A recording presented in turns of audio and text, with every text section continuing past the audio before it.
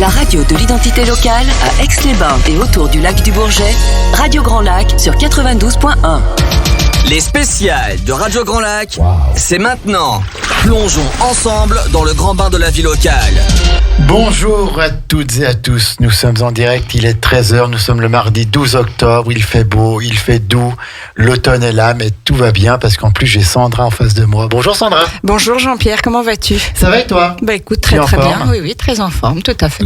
Tu t'es remise, ça y est, de ton salon du chocolat du gourmandise. Oui, ça y est, mon foie va mieux. Apparemment, ça a été vraiment super. Hein. Oui, un formidable week-end. Encore pour vous. Encore merci pour votre confiance, vos messages, tout à fait. Vos messages qui nous arrivent encore pour nous féliciter, mais en fait, ce sont les exposants qu'il faut. Tout à fait, avec la qualité de ce qu'ils nous ont proposé.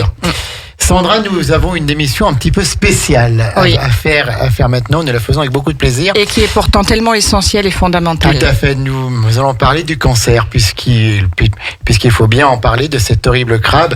Et nous allons parler des aidants, ceux qu'on appelle les combattants silencieux du cancer. Du cancer, ceux qui accompagnent un proche, un membre de la famille, une maman, un papa, un frère, un fils, un enfant parfois, ou autre, atteint d'une maladie grave. Et pour en parler, nous avons la Ligue contre le cancer avec nous aujourd'hui, le comité de Savoie, et nous avons la chance et l'honneur d'avoir le docteur Paul Truong qui en est le président. Bonjour docteur. Bonjour.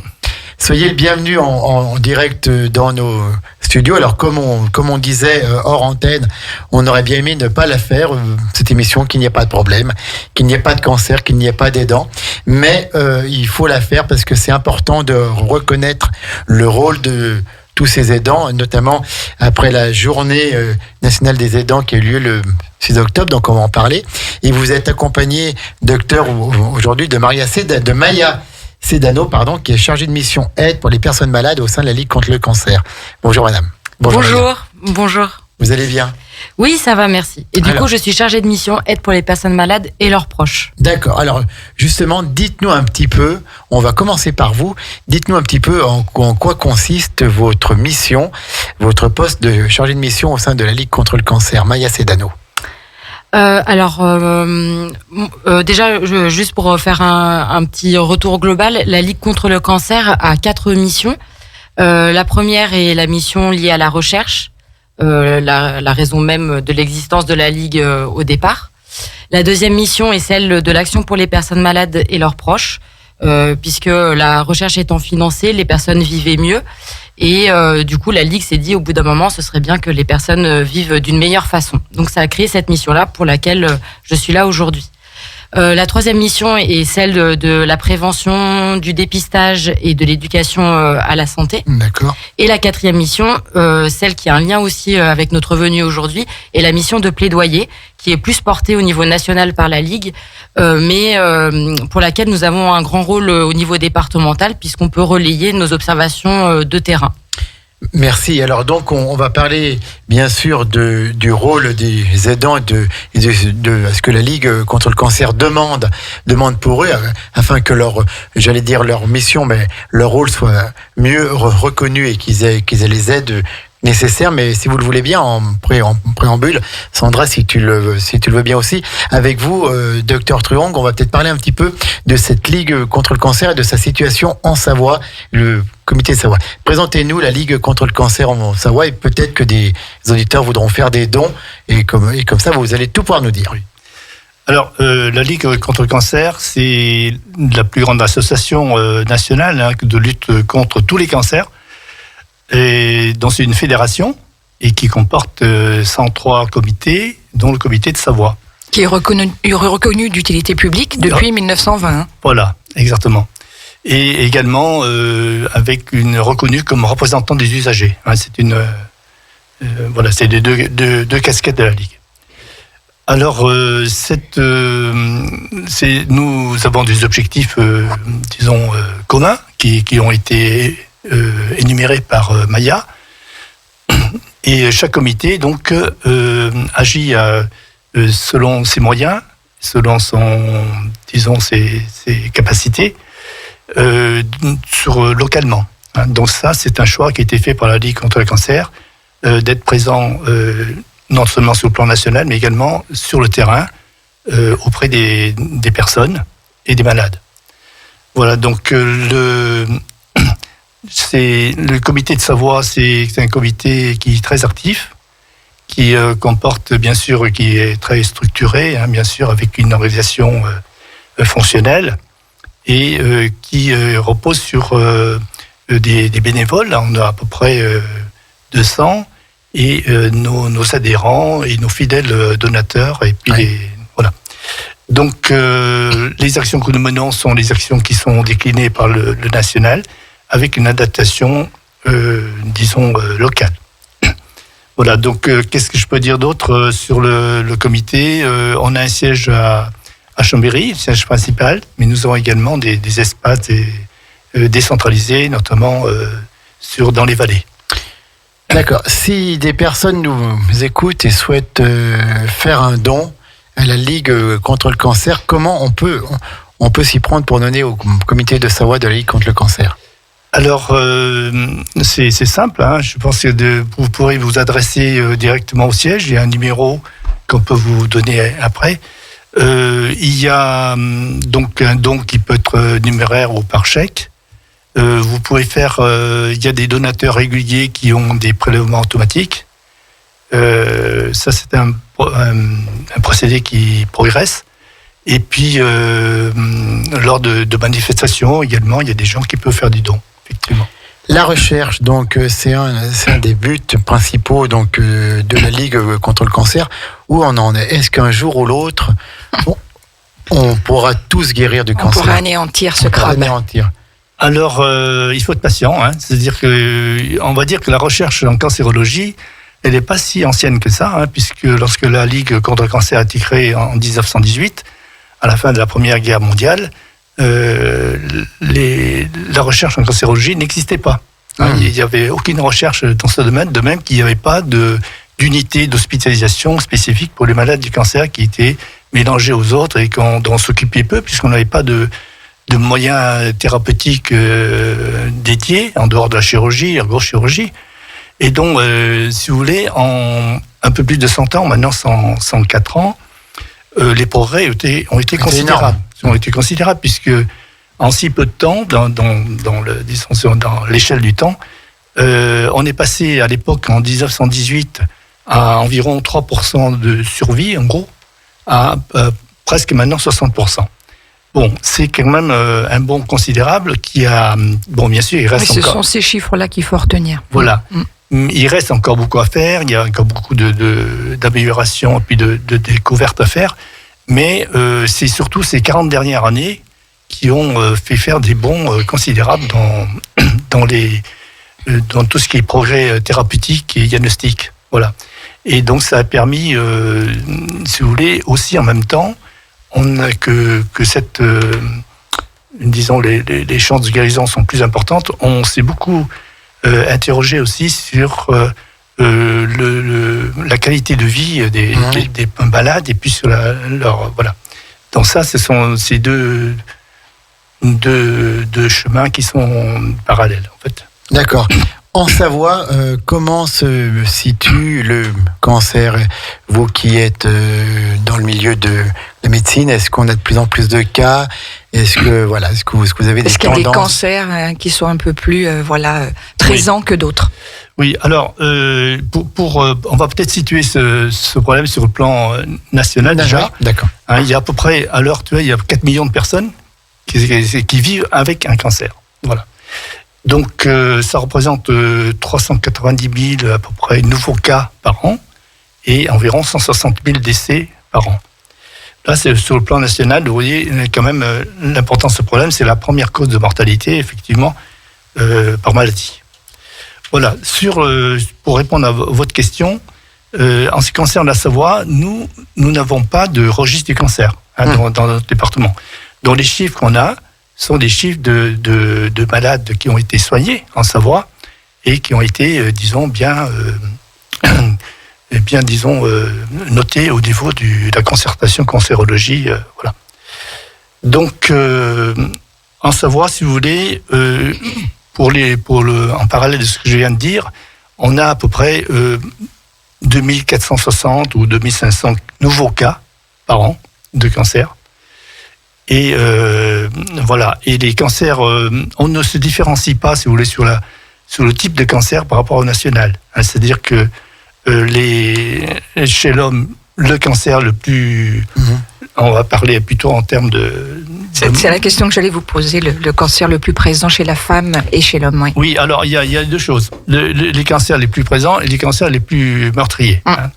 Donc je vais parler en termes de fréquence. Chez l'homme, c'est quand même le poumon, la prostate la plus fréquente. Oui, j'aurais dit la prostate. La prostate. Ensuite, le poumon et le côlon. Et chez la femme, c'est le sein, le plus fréquent, suivi, je pense, par le côlon et ensuite le poumon. Voilà. Donc, par contre, en termes de mortalité, c'est complètement différent. Chez l'homme, en chiffres, là où il y a plus de décès, c'est la prostate. Ensuite, c'est le poumon, excusez-moi, de très très loin. Ensuite, on est à peu près le poumon, on est à 30 000 décès par an. La prostate, c'est le deuxième, le colorectal, le deuxième, et la prostate, le troisième. Et puis chez la femme, dont en premier, c'est le sein, pour l'instant, mais qui était très, très, disons, rapidement rattrapé par le poumon maintenant. Les chiffres sont très proches, Et le poumon, je pense que dans les années à venir, va dépasser le sein, oui. Oui, voilà, va dépasser le sein. Et pas essentiellement des gens qui fument. Ah non. Il y a un pourcentage à l'heure actuelle, on estime à peu près à 10% des cancers du poumon qui ne sont pas liés au tabac. Voilà, peut-être que ça va augmenter parce qu'il y a d'autres facteurs maintenant de pollution qui doivent rentrer, mais en gros, quand même, la majorité des cancers du poumon, c'est lié au tabac. Quand même. Voilà. Donc vous voyez que ce qu'il ne faut pas négliger aussi, c'est le problème du cancer du côlon. Parce que si ça touche les deux sexes. Il est assez insidieux, celui-ci. Et puis, il est très, très, très, très important, en fait. Par rapport à... Voilà. Si on prend les chiffres totaux, hommes et femmes, pour le colorectal, il dépasse celui des cancers à mortalité. Ça, c'est clair. D'accord. On parle beaucoup aussi du cancer du pancréas chez l'homme également. Alors, plus que chez la femme. Oui. Alors, le cancer du pancréas, c'est un cancer qui progresse. On l'observe. Et notamment en Savoie, Haute-Savoie. Oui. Très curieusement. Exactement. Mais pour l'instant, c'est une simple constatation. Donc, on ne connaît pas en fait le déterminisme qui fait qu'il augmente. Voilà. Mais effectivement, on observe effectivement une augmentation du cancer du pancréas.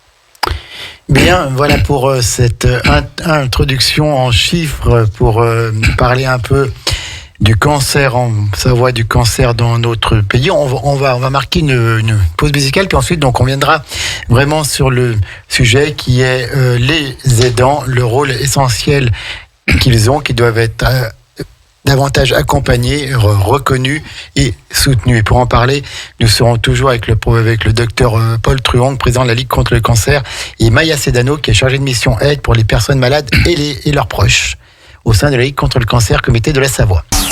Plongez dans le grand bain de la vie locale avec Radio Grand Lac sur 92.1. Les spéciales de Radio Grand Lac, c'est maintenant. Plongeons ensemble dans le grand bain de la vie locale. Le grand bain de la vie locale aujourd'hui qui traite du cancer, qui traite de la Ligue contre le cancer et du rôle des aidants. Nous sommes toujours en direct avec le docteur Paul Truong, président de la Ligue contre le cancer pour le comité de Savoie, et de Maya Sedano, qui est chargée de mission aide pour les personnes malades et leurs proches. Alors, on vient de parler dans une première partie des chiffres un peu qui font peur parfois, mais qui sont là, il faut les voir en face par rapport au cancer, par rapport aux personnes malades. On a appris qu'il y a 4 millions de personnes en France qui sont atteintes actuellement d'un cancer, qu'il y a 390 000 nouveaux cas par an. En Savoie, c'est 2500 nouveaux cas par an, et sur le territoire français, c'est 160 000 décès par an. Et plus globalement, Jean-Pierre, un homme sur 2 et une femme sur 3 qui se verra diagnostiquer un cancer avant 85 ans. Tout à fait. Et après 85 ans, alors, ça va mieux ou docteur ? Alors, après 85 ans, c'est vrai que non, je pense que non. De toute façon, le nombre de cancers augmente avec l'âge. Hein. Avec l'âge. Les risques de cancer. Il évolue moins vite. Il évolue moins vite, et puis c'est des formes peut-être moins agressives. Moins agressive. Donc nous avons parlé de tout ça, mais il faut maintenant que l'on parle de ce pourquoi nous sommes ici, c'est-à-dire le rôle des aidants. Il est essentiel et ces aidants doivent être davantage reconnus et accompagnés, puisque soutenir les aidants, c'est crucial pour les personnes malades. Et être aidant, ce n'est pas simplement être là, être une oreille et être une écoute, c'est beaucoup plus que ça, oui. Bien plus complexe que ça. C'est un accompagnement au quotidien, c'est aider pour la prise de médicaments, c'est être un appui. Les tâches administratives, ménagères, voilà. S'appuyer dessus. Alors pour parler de tout ça, peut-être Maya, qu'est-ce que vous pouvez nous dire sur le rôle des aidants pour une personne atteinte d'un cancer? Alors déjà commencer par juste le commencement. Juste commencer par des chiffres. Donc actuellement, il y a un Français sur 10 qui aide son proche atteint d'un cancer. Et pour donner juste un chiffre significatif, 64% de ces aidants-là ne savent pas qu'ils le sont. Oui, tout à fait. Voilà. Donc là, on met déjà le doigt sur une des spécificités liées aux aidants cancer, c'est que c'est par rapport à la vieillesse ou un handicap, le cancer s'inscrit dans une temporalité qui peut être moindre, mais avec des besoins qui sont extrêmement forts, liés à la pathologie ou liés au traitement. Donc, ce qui fait que l'aidant peut avoir une place extrêmement importante sur un moment qui peut être court, mais extrêmement intense. Et c'est pourquoi ces spécificités-là font que ce qui existe actuellement dans les dispositifs mis en place ne correspondent pas forcément, puisque les aides, les solutions de répit qui existent déjà, par exemple, ne s'inscrivent pas dans la durée. Le congé aidant c'est quelque chose qui met du temps à se mettre en place, qui ne s'inscrit pas non plus dans la durée, et ça ne correspond pas du coup aux besoins de l'aidant. Oui, tout à fait. Cancer, voilà. D'accord. Donc, ces aidants, en fait, comme vous le dites, souvent ils ne savent pas qu'ils le sont parce que c'est naturel. Qu'on aide un proche. Une personne dans la difficulté, bien sûr. Mais en fait, on est aidant et on a des droits. Tout à fait. Alors, c'est vrai qu'en fait, une personne atteinte de cancer, elle va dire le jour où j'ai appris mon cancer, j'ai une enclume sur la tête, etc. L'épée de Damoclès, ouais. Voilà. En fait, l'aidant peut le vivre exactement de cette façon-là. Et effectivement, il va pas se dire ça y est, je deviens l'aidant de mon compagnon, de mon enfant, de mon parent. Et il va estimer que finalement tout ce qu'il fait, toute l'adaptation de son quotidien est naturelle puisqu'il est proche de la personne atteinte d'un cancer. Or, à partir du moment où la personne n'est pas professionnelle et que la maladie a des conséquences sur ses choix de vie et dans son quotidien, il est effectivement aidant.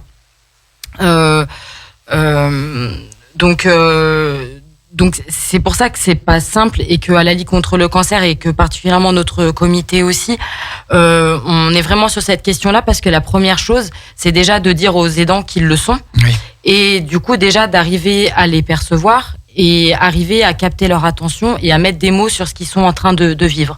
C'est déjà le premier objectif avant de se dire on va mettre en place un groupe de parole pour les aidants ou essayer de répondre à quelque chose alors qu'en fait on n'a pas encore capté ces aidants-là, quoi. Ça leur demande une charge mentale énorme et puis surtout l'aidant n'a pas toutes les réponses, notamment au niveau médical. Bien sûr. Et puis les mots pour se rassurer ou pas et pour aussi répondre à la personne qu'ils soutiennent, quoi.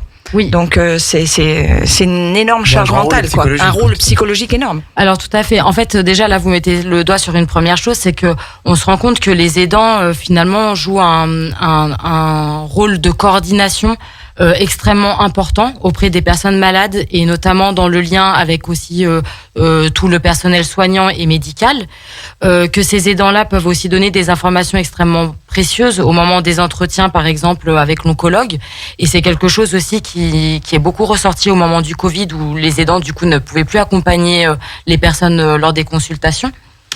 Et en même temps, ces aidants ne se sentent pas forcément reconnus non plus parfois dans leurs compétences, puisque du coup, ils peuvent aussi décrire une certaine compétence et être devenus le spécialiste en fait de la personne qu'ils accompagnent. Voilà, ils sont pas forcément non plus reconnus par les personnels soignants, etc. Donc c'est des choses qui se travaillent, mais voilà, c'est ce qui fait que eux-mêmes ne savent pas qu'ils aident. Ils sont pas forcément reconnus par l'entourage, par le personnel soignant, et c'est ce qui fait que c'est compliqué de mettre finalement un mot. Ils se sentent seuls, concrètement. On peut dire ça. Voilà, tout à fait. Alors que ce sont des personnes qui effectivement peuvent développer eux-mêmes des troubles liés effectivement à l'angoisse et au stress de la gestion du quotidien et à l'angoisse bien plus ample que fait peser la maladie. Donc les aidants peuvent décrire par exemple des troubles du sommeil, des problèmes de santé chroniques qui vont pas forcément régler puisque ça va passer en second plan après l'aide qu'ils apportent à la personne malade. Ils vont pas se plaindre. Penser à la personne malade. Voilà, exactement. Donc c'est des problèmes un peu non réglés. Et puis finalement qui peuvent aussi s'inscrire dans la durée, déjà parce que le cancer est une maladie chronique, que les traitements peuvent durer longtemps, qu'il peut y avoir des récidives, et que même en cas en fait de rémission, c'est souvent là justement où l'aidant peut avoir encore plus besoin d'aide, puisque c'est à ce moment-là aussi qu'il y a encore le plus la peur d'une récidive et qu'il y a aussi un relâchement finalement soudain de tout ce que l'aidant avait mis en pratique pour adapter son quotidien pendant des mois et des mois. Et voilà, et qu'il faut tout revoir. Et justement, Paul Trung, je rebondis à partir du moment où on a eu un cancer une fois dans sa vie. Est-ce qu'on peut dire à un moment donné, ça y est, on est guéri, on est soigné du cancer? Est-ce qu'on peut le dire ou pas? Non, justement. Donc je voudrais juste revenir sur le fait que le problème des aidants ou des proches aidants n'est pas, disons, concerne de nombreuses associations de maladies chroniques et pas uniquement la nôtre.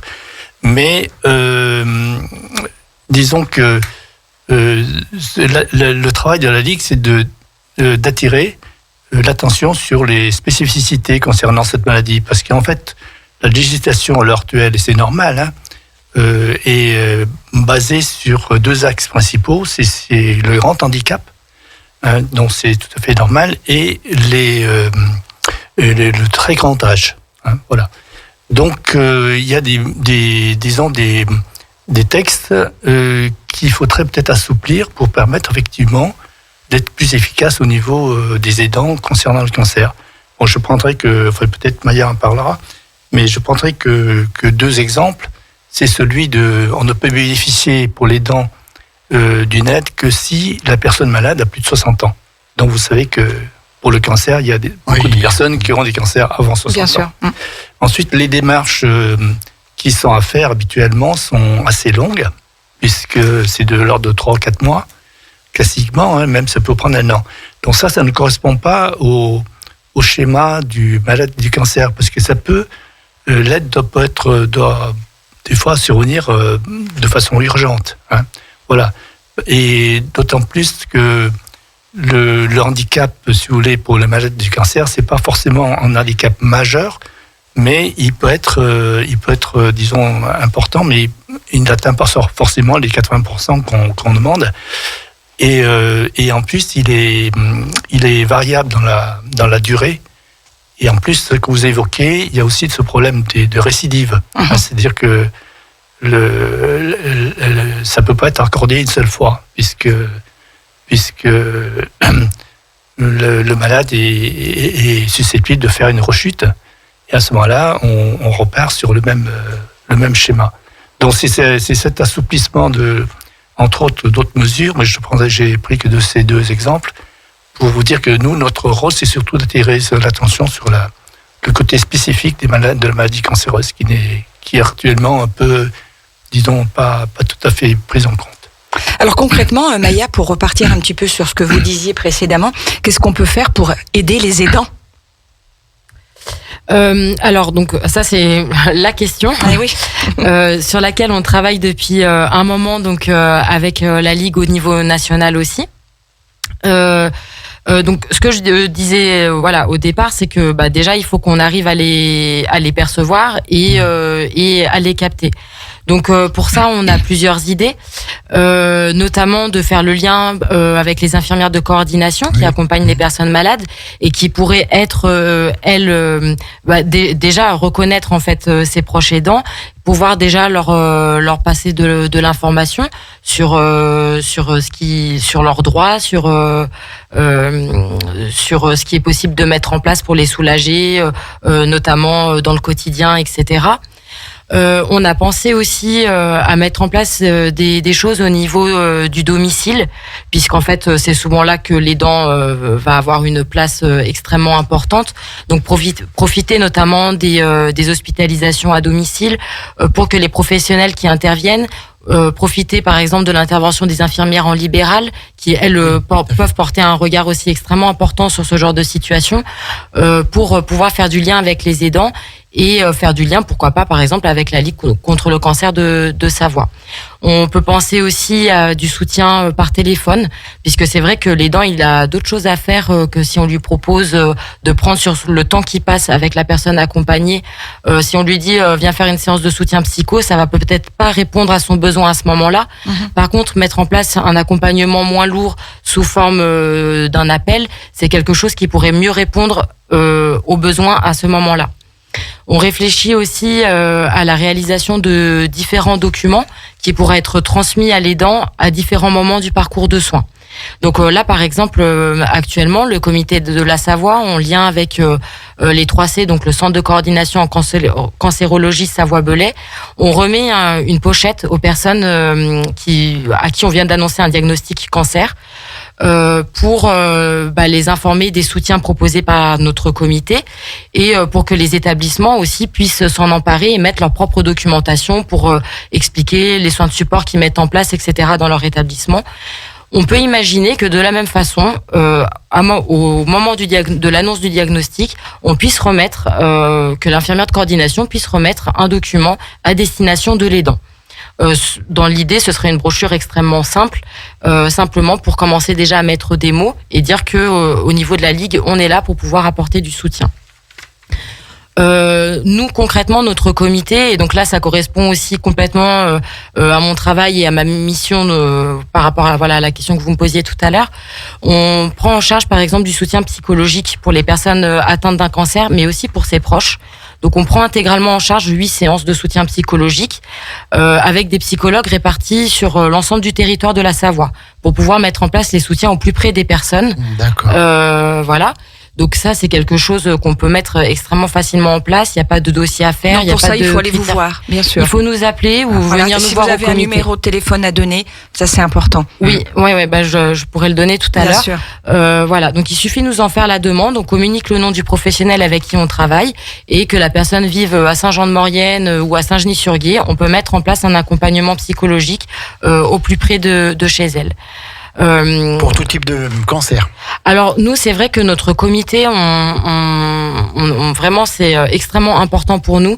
On accompagne les personnes, qu'elles soient atteintes de tout type de cancer. On accompagne donc aussi les proches.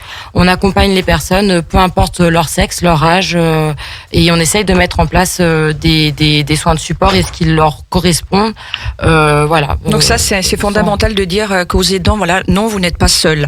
Voilà, vous les accompagnez, exactement. Vous les aidez dans leur démarche et autres. Voilà. Il faut aider les aidants. En fait, tout à fait, les combattants silencieux du cancer. Quoi qu'il en soit, en fait, quelqu'un qui va appeler au comité, qui va avoir besoin de parler, que ce soit la personne malade ou son proche, que ce soit l'enfant, la voisine ou le parent, peu importe. Donc il aura a priori moi au téléphone. Il peut il peut faire part de tout s'il a besoin de soutien administratif, de se renseigner pour une aide financière parce qu'il veut mettre en place du soutien psychologique, du soutien nutritionnel, etc. Il aura toujours les renseignements. Au niveau national, on a aussi un numéro d'appel gratuit qui permet aux personnes d'accéder à une permanence juridique, par exemple, ou à une permanence pour avoir des informations sur tout ce qui concerne le droit à l'oubli, l'accès aux prêts, etc. Oui. Et on a aussi un site internet, Mes droits, mes démarches, qui a été extrêmement bien fait, avec un onglet spécifique pour les personnes proches, pour aborder toutes les questions. Par exemple, mon enfant est malade, comment je peux mettre en place la scolarité, je veux des informations sur le congé des aidants, comment ça se passe, etc. Et ça permet à la personne d'avoir des informations sûres et actualisées. D'accord, donc il y a vraiment des actions déjà qui sont concrètes, qui sont menées, qui sont méconnues, parfois trop même, et donc il y a encore des propositions pour améliorer cette prise en charge de l'aidant. Oui, exactement. Nous, c'est vraiment notre objectif. À côté de ça, on met aussi en place des ateliers au niveau du comité, évidemment avec un accès gratuit, qui sont toujours ouverts et aux personnes malades et aux aidants. Mais bien sûr qu'on travaille vraiment sur cette question-là de façon approfondie, et tout ça est aussi en parallèle porté au niveau national, puisque là, par exemple, le professeur Nizri a fait un discours à la fin du mois de septembre, avec auprès d'un public notamment avec des sénateurs et des députés pour justement porter aussi le plaidoyer de la Ligue sur la question des aidants. Et comment vous avez justement été entendu à l'occasion justement de cette journée nationale des aidants qui a lieu le 6 octobre à Paris ?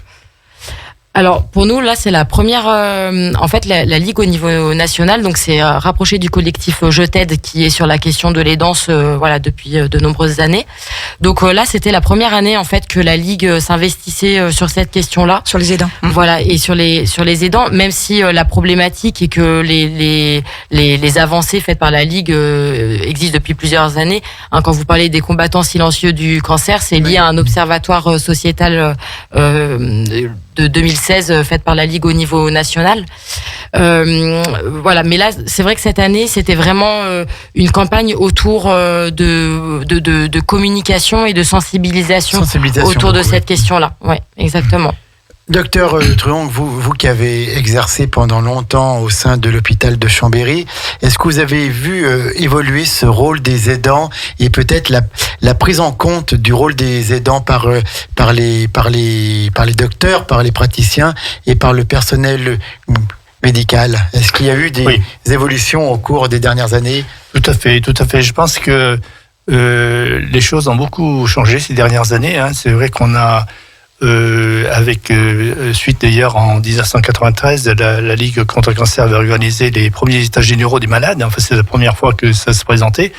Et depuis, effectivement, les personnes malades et puis leur entourage sont mieux écoutées. Et il y a eu donc effectivement beaucoup de choses qui ont été incluses, notamment dans les différents plans de cancer, notamment la consultation d'annonces. Il y a des tas de mesures qui ont été prises au niveau des établissements de soins pour améliorer effectivement cette communication et cette meilleure prise en charge de la qualité de vie en fait des malades. Voilà. Donc ici, ça a beaucoup changé au point de vue mentalité. Très bien. Merci. On va refaire une petite pause musicale et puis on conclura cette émission tranquillement avec le professeur Paul Truong, président du comité de Savoie de la Ligue contre le cancer. J'ai dit professeur. Oui. Le docteur. Pardon. Oui. Excusez-moi. Le docteur Paul Truong, voilà, président de la Ligue contre le cancer, le comité de Savoie. Et puis Maya Sedano veut vraiment sensibiliser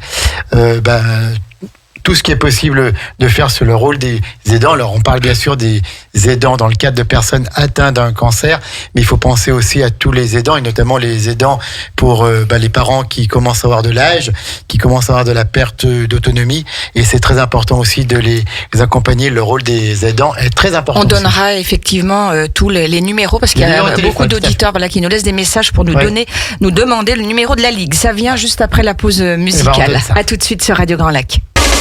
La radio de l'identité locale à Aix-les-Bains et autour du lac du Bourget, Radio Grand Lac sur 92.1. Les spéciales de Radio Grand Lac, c'est maintenant. Plongeons ensemble dans le grand bain de la vie locale. Nous sommes toujours en direct ensemble sur Radio Grand Lac 92.1, radiograndlac.com. Sandra, c'est bien ça, hein? Tout juste, Jean-Pierre. Dans le grand bain de la vie Tu connais locale. tes classiques. T'as vu un petit peu? Ah oui, tout à fait. Et nous sommes avec la Ligue contre le cancer. Nous recevons le docteur Paul Truong, qui est le président du Comité de Savoie, et on a un salut amical à lancer à Céline Chauffard, qui est la directrice départementale de la Ligue et qui nous contre le écoute cancer, certainement, et qui nous écoute, qui n'a pas pu être avec nous, mais on la salue bien chaleureusement. Et puis on va, si je te coupe une seconde, donner le numéro du comité de la Ligue contre le cancer, parce qu'on nous le réclame. Donc c'est le 04 79 62 19 46. Je répète, le numéro du comité de la Ligue contre le cancer, 04 79 62 19 46. Et les locaux sont toujours au Faubourg Maché, je crois, non plus. Ah d'accord, ok.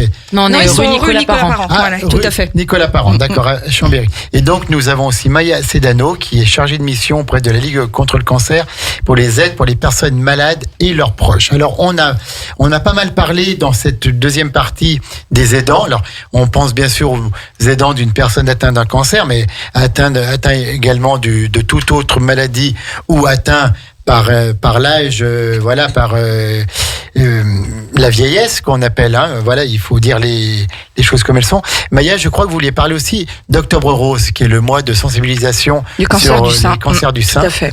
Et vous vouliez en dire un mot? Oui, je voulais juste faire un petit point du coup sur l'actualité. Effectivement, donc ce mois-ci, il y a Octobre Rose pour lequel la Ligue contre le cancer de Savoie s'investit beaucoup. On est présent sur différents stands, différents événements tout au long du mois d'octobre, avec différentes animations, par exemple avec les bustes de palpation. Et je voulais aussi parler de notre projet tout nouveau pour le comité de la Savoie pour le mois de novembre, où on va mettre en place le challenge des gentlemen, avec l'objectif de sensibiliser et de parler des cancers masculins. Donc le cancer des testicules, qui est le cancer en fait qui atteint le plus les jeunes hommes entre 18 et 40 ans, et le cancer de la prostate. Les jeunes hommes, les jeunes hommes, ouais. Exactement. Ouais. D'accord. Et on ne sait pas, il y a une raison à ça? Il y a sans doute beaucoup de raisons, qui restent encore parfois indéterminées. D'ailleurs, il y a des travaux de recherche. D'ailleurs financés par la Ligue, puisqu'on a eu la cérémonie des chercheurs il y a pas très longtemps. Donc il y a des recherches actuellement pour essayer de comprendre. Il y a sans doute des raisons environnementales, etc. Voilà. D'accord. Et donc le cancer de la prostate, qui, comme l'a dit tout à l'heure Monsieur Truong, est le cancer qui concerne le plus les hommes.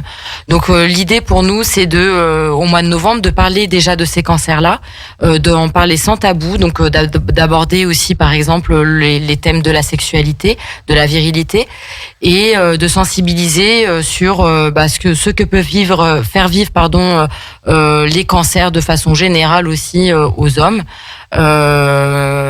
Et d'aborder tout ça. Donc on aura des vidéos de témoignages et aussi des défis pour apporter un côté ludique, et qu'on puisse s'adresser aussi à tout le monde, jeunes, personnes plus âgées, femmes, compagnes, etc. Bien sûr. Docteur Paul Truong, pour rebondir sur le cancer du sein, est-ce qu'on peut dire que ce cancer-là est un cancer hormonodépendant? Est-ce que ça se dit? Non, ils sont pas tous hormonodépendants. Hein. Non.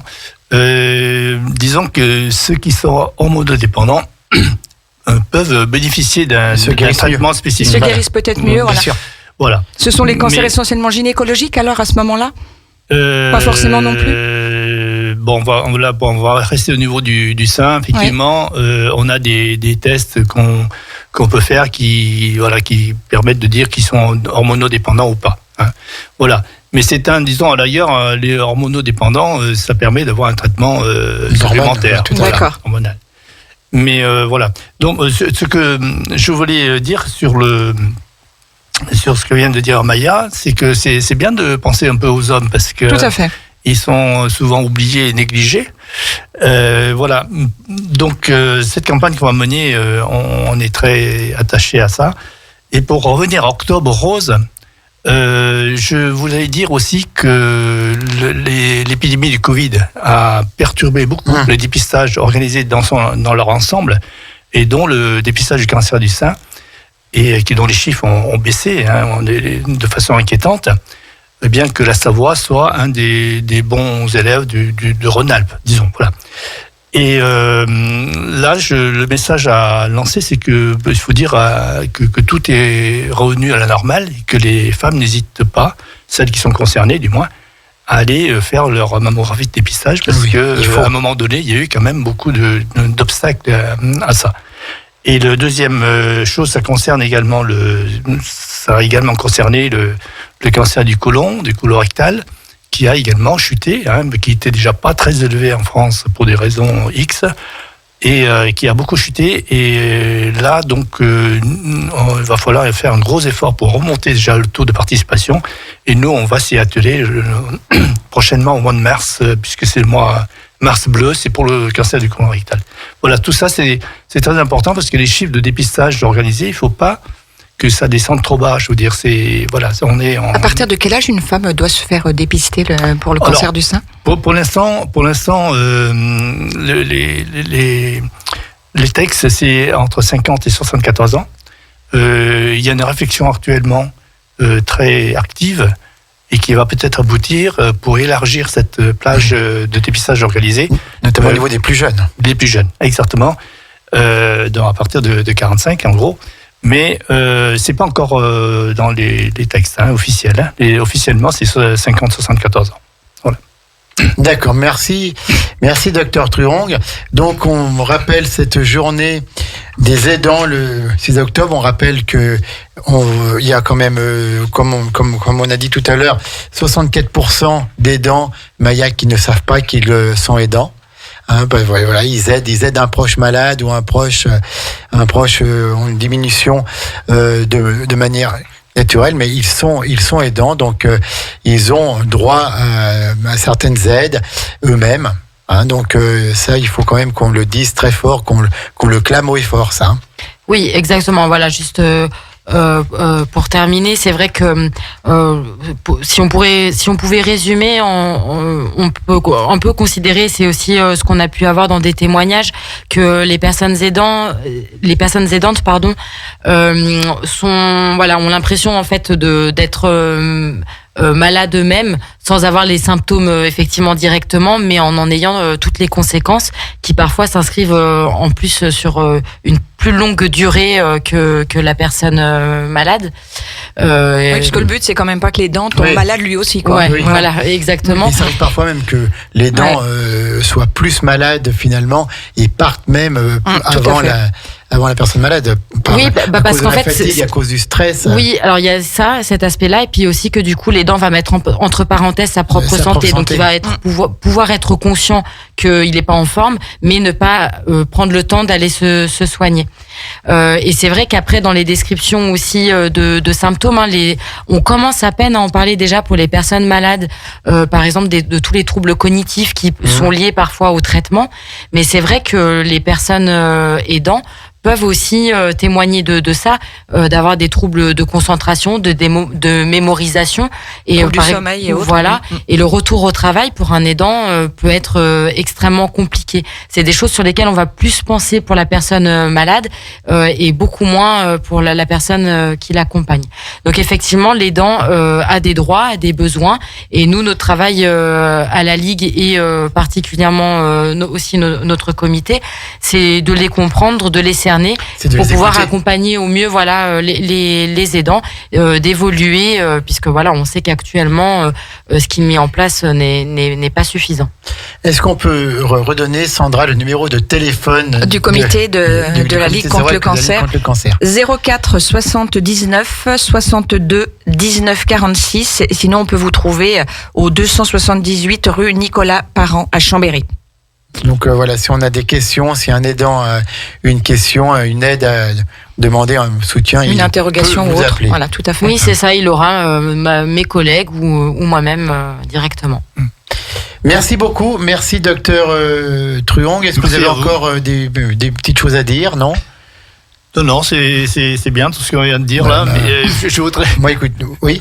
Juste un petit mot. Je pense que le premier temps, comme on vient de dire, effectivement, c'est le temps de communication au grand public, hein, pour déjà faire connaître aux personnes ce qui existe déjà. Et bien sûr, il y a encore beaucoup de choses à faire, mais déjà les informer de l'existant. Et voilà. Oui, tout à fait, voilà. Déjà, je répète, il y a 64% des aidants qui ne savent pas qu'ils sont aidants, et qui donc ont des droits, on peut avoir des soutiens psychologiques et autres. Il ne faut pas hésiter à le demander. Non, vous n'êtes pas seul. Ce sont des passages souvent difficiles, délicats, et donc il faut surtout ne pas être seul pour vivre ça. Merci Maya Sedano, merci pour à vous. Ce que vous faites pour les personnes malades et les proches. Et puis je pense, puis vous serez toujours les bienvenus à Radio Grand Lac. Voilà. Pas compte, voilà. Tout à fait. Docteur Truong, si la Ligue contre le cancer a besoin de merci pour ce que vous faites, voilà, pour les malades du cancer et les aidants. Nos ondes, quand vous le souhaitez, pour venir faire passer vos messages. Voilà, il suffit qu'on cale ça, et notre studio vous est ouvert quand vous le souhaitez, docteur. Un très grand merci à vous. Merci beaucoup. Sandra, donc maintenant, on va repartir avec la playlist musicale. Et puis à 17h, et donner rendez-vous avec Angélique, place au possible à 17h. Et donc, elle va parler des coachs. Voilà, toujours cette émission qui cherche à mettre en commun dans une même galaxie les envies et les besoins des jeunes avec le monde des adultes. Et puis demain, vous retrouverez votre émission Demandez le programme à partir de midi avec moi-même et puis Christine. On sera ravis de vous parler un petit peu de la saison culturelle, notamment du Bourget du Lac. Voilà, donc restez bien à l'écoute de Radio Grand Lac. Tout à fait. Merci beaucoup. Merci encore au docteur Paul Truong. Merci à Maya Sedano, et à travers vous, merci à tous les bénévoles qui agissent pour aider la Ligue contre le cancer.